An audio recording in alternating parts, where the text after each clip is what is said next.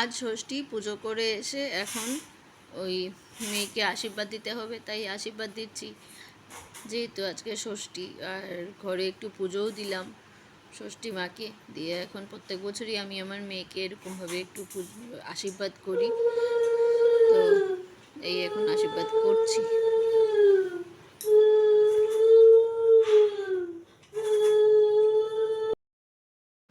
ষষ্ঠী special menu বানাবো যেটা, সেটা তোমরা পরের ব্লগে দেখতে পারবে, পরের ব্লগে আসবে, তো আশা করি ভালো লাগবে। তো এখন আশীর্বাদটুকুই করছি, আর পরের ব্লগে দেখে নিও কি হয়, কি মেনু হলো, কেমন হলো।